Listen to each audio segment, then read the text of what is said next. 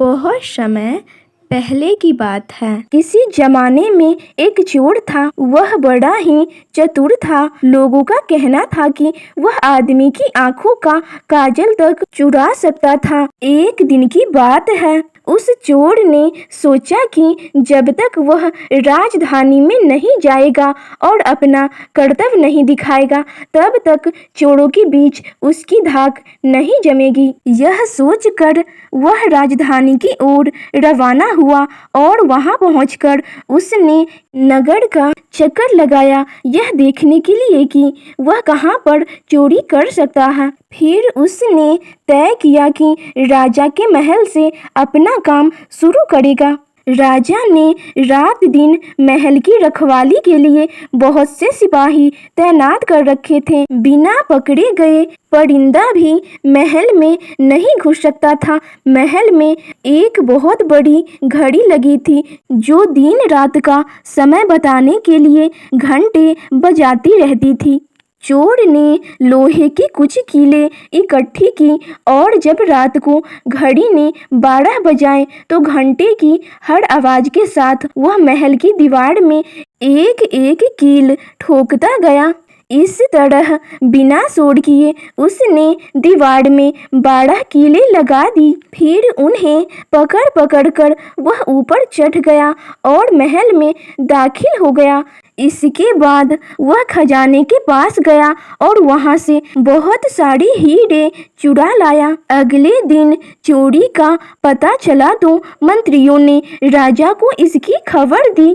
राजा बड़ा हैरान और नाराज हुआ। उसने तुरंत ही मंत्रियों को आज्ञा दी कि शहर की सड़कों पर सिपाहियों की संख्या दुगनी कर दी जाए और अगर रात के समय कोई घूमता हुआ दिखाई दे तो उसे चोर समझकर तुरंत ही गिरफ्तार कर लिया जाए। जिस समय दरबार में यह ऐलान हो रहा था, उस समय एक नागरिक के भेष में चोर वहीं मौजूद था। उसे सारी योजना की एक एक बात का पता चल गया। उसने फौरन ही यह भी मालूम कर लिया कि कौन से 26 सिपाही शहर में पहरे के लिए चुने गए हैं। फिर वह अपने घर गया और वहां जाकर उसने एक साधु का भेष बनाया और उन 26 सिपाहियों की बीवियों से जाकर मिला। उनमें से हर एक इस बात के लिए उत्सुक थी कि उसका पति ही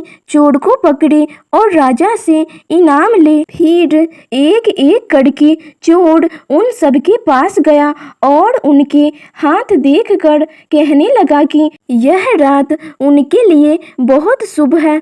तुम्हारे पति की पोशाक में चोर तुम्हारे घर आएगा, लेकिन देखो चोर को अपने घर के अंदर मत आने देना। घर के सारे दरवाजे बंद कर लेना और भले ही वह पति की आवाज में बोलता सुनाई दे, फिर भी उसके ऊपर जलता हुआ कोयला फेंक देना। इसका नतीजा यह होगा कि चोर पकड़ में आ जाएगा। अब तो सारी स्त्रियां रात को चोर के आगमन के लिए तैयार हो गई। अपने पतियों को उन्होंने इसकी जानकारी नहीं दी। इसी बीच पति अपने पहरे पर चले गए और सवेरे 4 बजे तक पहरा देते रहे। हालांकि अभी अंधेरा ही था, लेकिन उन्हें उस समय तक इधर उधर कोई भी दिखाई न दिया तो उन्होंने सोचा कि लगता है चोर नहीं आएगा। यह सोचकर उन्होंने अपने अपने घर चले जाने का फैसला किया। जैसे ही वे घर पहुंचे, उनकी पत्नियों को संदेह हुआ और उन्होंने चोर की बताई गई कार्रवाई शुरू कर दी। फल यह हुआ कि सिपाही जल गए और बड़ी मुश्किल से अपनी पत्नियों को विश्वास दिला पाए कि वे ही उनके असली पति हैं और उनके लिए दरवाजा खोल दिया जाए। सारे पतियों के जल जाने के कारण उन्हें अस्पताल ले जाया गया। दूसरे दिन राजा दरबार में आया तो उसे सारा हाल सुनाया गया। सुनकर राजा बहुत चिंतित हुआ और उसने कोतवाल को आदेश दिया कि वह स्वयं जाकर चोर को पकड़े। उस रात कोतवाल तैयार होकर शहर में पहरा देने लगा। जब वह एक गली में जा रहा था तो चोर ने जवाब दिया, मैं चोर हूँ। कोतवाल ने समझा कि कोई लड़की उसके साथ मजाक कर रही है। उसने कहा, मजाक छोड़ो और अगर तुम सचमुच चोर हो तो मेरे पास आओ, मैं तुम्हें काठ के इस संदूक में डाल दूंगा। चोर बोला, ठीक है, इससे मेरा क्या बिगड़ेगा। और वह कोतवाल के साथ काठ डालने की जगह पर जा पहुंचा। वहां जाकर चोर ने कहा, कोतवाल साहब, इस काठ को कैसे इस्तेमाल किया जाता है, मेहरबानी करके मुझे समझा दीजिए। कोतवाल ने कहा, तुम्हारा क्या भरोसा, मैं तुम्हें बताऊं और तुम भाग जाओ तो। चोर बोला, आपके बिना कहे मैंने अपने आप को आपके हवाले कर दिया, फिर मैं भला क्यों भागूंगा। कोतवाल को भी उसकी बात पर भरोसा हो गया और वह दिखाने लगा कि काठ कैसे डाला जाता है। जैसे ही कोतवाल ने अपने हाथ पैर उस काठ में डाले, चोर ने झट से चाबी घुमाकर उस काठ का दरवाजा बंद कर दिया और कोतवाल को राम राम कहकर चलता बना। जाड़े की रात थी। दिन निकलते निकलते कोतवाल मारे सर्दी के अधमरा हो गया। सवेरे जब सिपाही बाहर आने लगे तो उन्होंने देखा कि कोतवाल काठ में फंसे पड़े हैं। उन्होंने उनको उसमें से निकाला और अस्पताल ले गए। अगले दिन जब दरबार लगा तो राजा को रात का सारा किस्सा सुनाया गया। राजा इतना हैरान हुआ कि उसने उस रात चोर की निगरानी स्वयं करने का निश्चय कर लिया। चोर उस समय दरबार में मौजूद था और सारी बातें सुन रहा था। रात होने पर उसने फिर से साधु का भेष बनाया और नगर के सिरे पर एक पेड़ के नीचे आग जलाकर बैठ गया। अब राजा पहरा देने लगा और 2 बार साधु के सामने से गुजरा।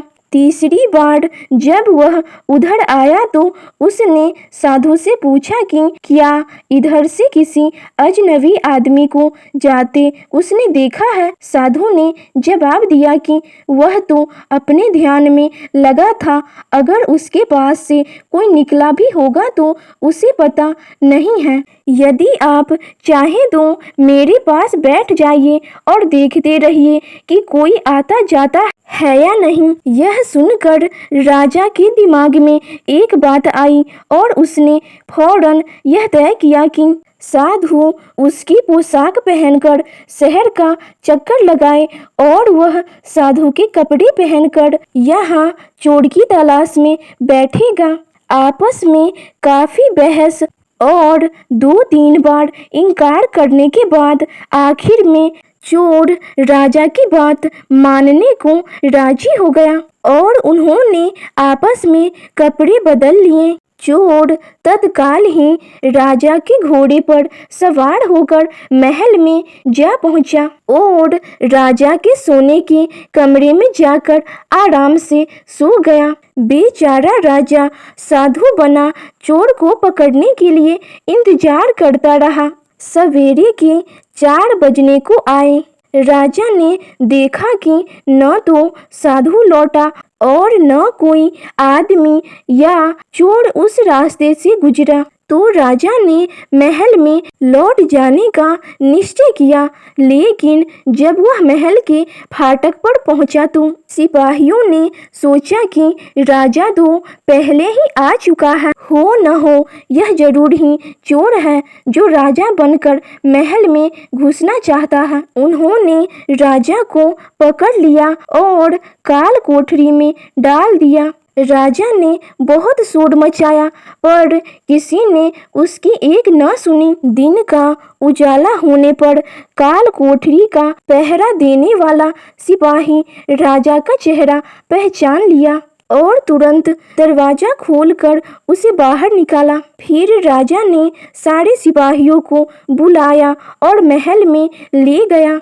उधर चोर जो रात भर राजा के रूप में महल में सोया था, सूरज की पहली किरण फूटते ही राजा की पोशाक में और उसी के घोड़े पर सवार होकर रफू चक्कर हो गया। अगले दिन जब राजा अपने दरबार में पहुंचा तो वह बहुत ही खुश था और उसने ऐलान किया कि अगर चोर उसके सामने उपस्थित हो जाएगा तो उसे माफ कर दिया जाएगा और उसके खिलाफ कोई कार्रवाई भी नहीं की जाएगी, बल्कि उसकी चतुराई के लिए उसे इनाम भी मिलेगा।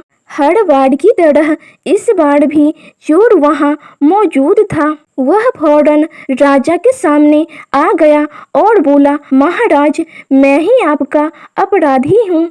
और सबूत के तौर पर उसने राजा के महल से जो कुछ चुराया था वह सब उसके सामने रख दिया। साथ ही राजा की पोशाक और उसका घोड़ा भी था। राजा ने इनाम में उसे 5 गांव दिए और वादा कराया कि वह आगे चोरी करना छोड़ देगा। इसके बाद से चोर खुशी खुशी अपना जीवन बिताने लगा। तो आपको यह कहानी कैसी लगी कमेंट सेक्शन में ज़रूर बताइएगा और अगर आप हमारे चैनल पे पहली बार आए हैं तो चैनल को सब्सक्राइब करना मत भूलिएगा एंड वीडियो को अपने दोस्तों के साथ शेयर करना भी मत भूलिएगा।